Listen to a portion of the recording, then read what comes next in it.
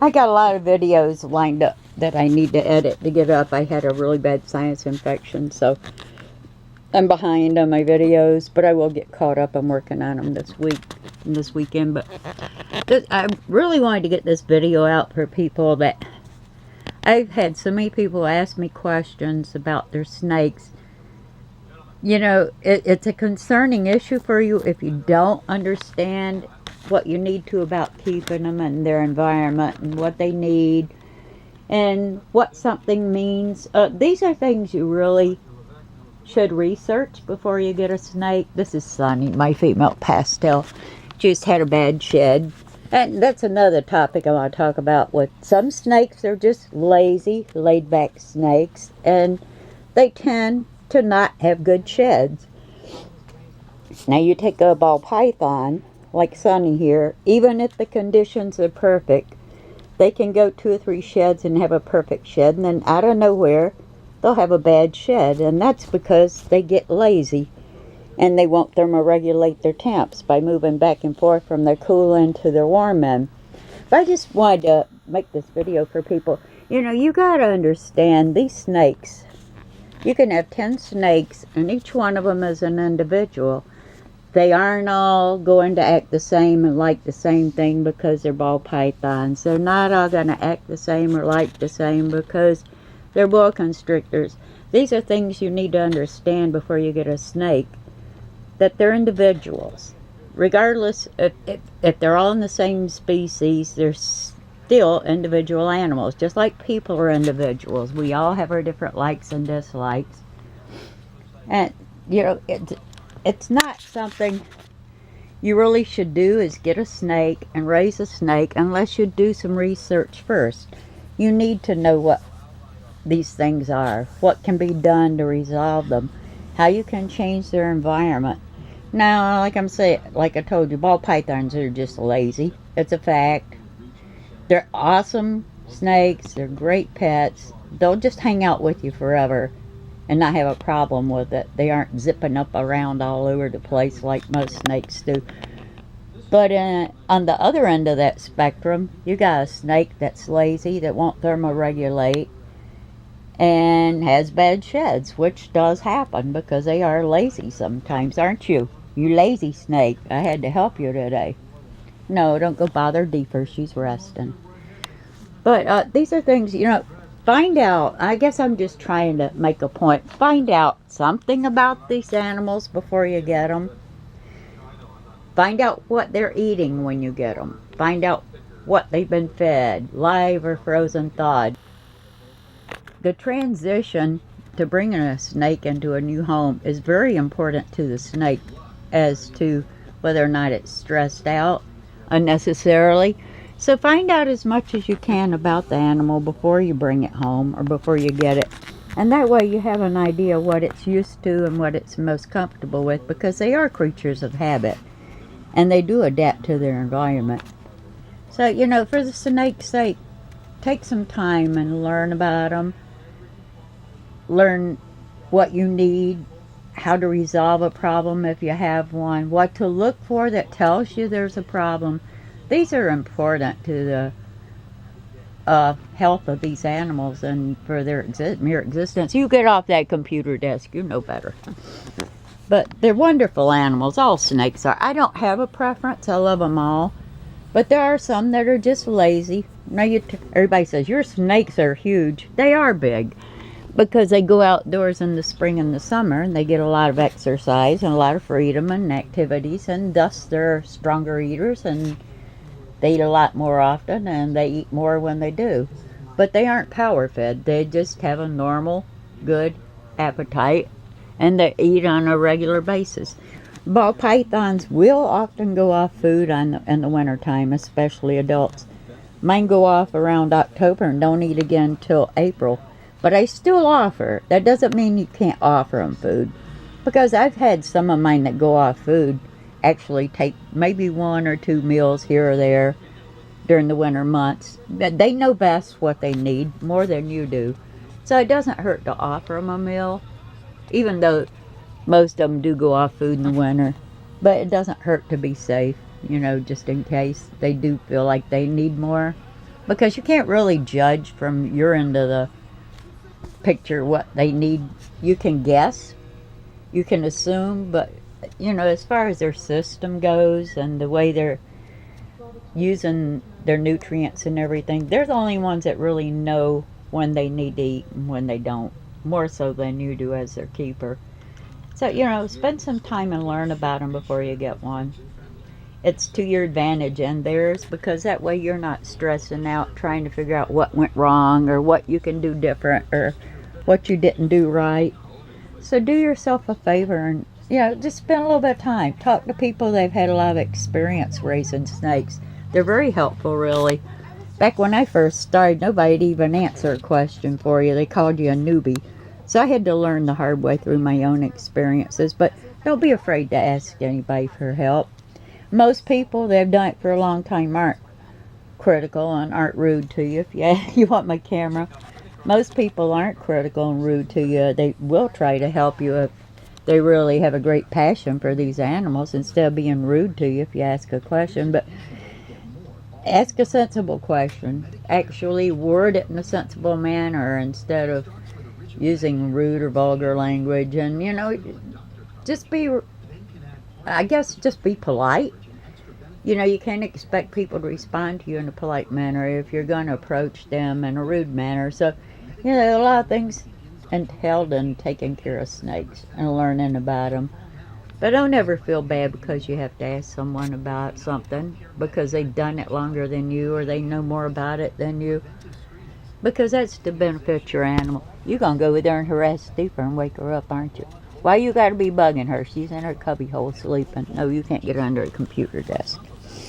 But just ask people. There's tons of... I use YouTube for a search engine more than I do Google, actually. Even though Google owns YouTube. But I found I can get more information through videos than I can through reading a long list of information. So that's a good thing, too, to do when you want to get a snake. Do a search for any particular breed or species of snake that you might be interested in and learn that way through videos how other people handle them and work with them and raise them. It's important to these guys for you to know at least something about them, have a general idea about them. You can't just buy one and bring it in your house and expect everything to be perfect, because it just doesn't work that way in the real world. They all have different tempers. They all have different personalities. And as individual as they are, you have to adapt your time to their needs. Like some will eat a lot and then quit eating. Some won't eat at all and then start eating. Some will shed good, some will shed bad. These are all things you have to acclimate yourself to because they're constantly changing. So it's not something they're doing wrong. It's something you have to adapt to, is the changes they're making and what they're doing. That's why I tell people all the time, think like a snake. It's not about how you think. It's not about how you perceive things. If you want to raise a healthy, happy snake, then you got to look at things from their point of view, not from yours, because these are the guys that are making the demands on you, not the other way around. So pay attention to them. It's important to learn about them if you want to raise a healthy social animal. Yeah, I told you can't get under that computer desk now. Stop, Sonny. Sonny, you are a wiggle worm today. She's all excited. I just helped her finish her shed. She had a little bit left on her. But they always feel refreshed after a shed, and they love to strut around and show off their new colors, as she's doing. But yeah, don't get a snake if you've done no research on it, or you haven't been exposed to them. You don't go into it blindly, I guess is what I'm trying to say, because it's hard for you, and a lot of times the snake won't make it because you don't know what you're doing, and you haven't shown enough interest. What are you doing down there? You haven't shown enough interest or taken enough interest to find out all you can about them before you get them. It's very important to you and them. And the last thing you want to do is be stressed out all the time when you're raising a snake. And to eliminate a lot of that stress, learn about them. That's the best solution to stress when you're handling a snake or working with it. Make an effort to learn everything you can about them. So it's not hard for you to do it. It comes natural to you. I've been thinking about making a video about this for a long time because I get asked so many questions about people's snakes, why they won't eat, what's wrong with them, why they have bad sheds. Those tend to be the most common questions I get. Sonny, you're really a big girl. She is big. She's over 5 feet now. But, you know, they may sound like simple questions, but if you're new with a snake, it's really hard for you to deal with if you don't know what you're dealing with. So, you know, I just want to make this video to help people out that are new with snakes or plan to get one. Learn everything you can. It's very important. And you're going to get different information from different people. Some of it's not going to be the right information. So you weigh it out and compare the people and compare the information they're giving you about it. Look at their snakes. Look at how healthy they are. Look at how good of an appetite they have. How energetic they are. How active they are and social they are. Anybody that raises social snakes, those snakes you take out and let hang out with people, 9 out of 10 times they're an amazing animal. They're super healthy, super active, and they're very friendly with people. And that's the difference in one that you handle and work with a lot and one that sits in its enclosure all the time. So it's up to you how your snake turns out. Basically, bottom line, it's your call. You're on that computer desk again. Messy. I just wanted to make this quick video. Like I said, I'm behind because I was sick with a sinus infection, a bad headache. But I was sitting here watching Sunny trying to get the last little bit of her shed off. And I'm like, I really need to address this with people because those are the most common questions you get with ball pythons. It won't eat. It won't shed.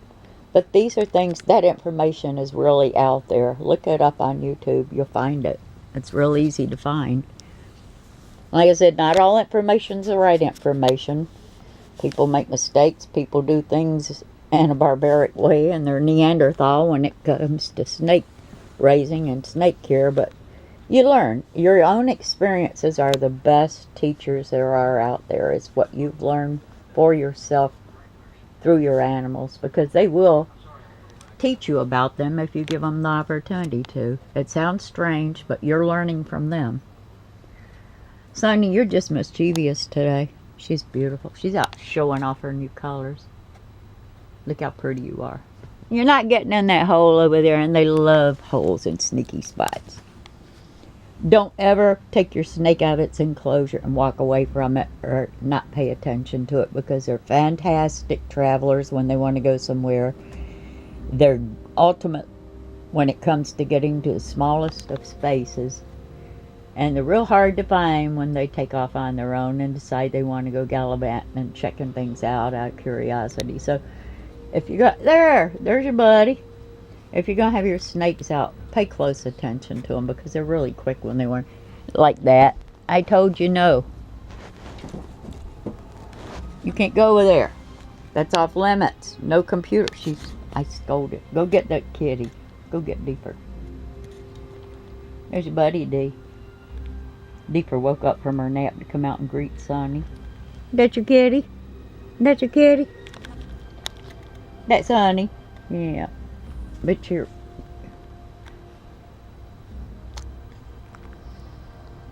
gotta watch over my snakes all the time, protect them. She's something else. She just loves them to death.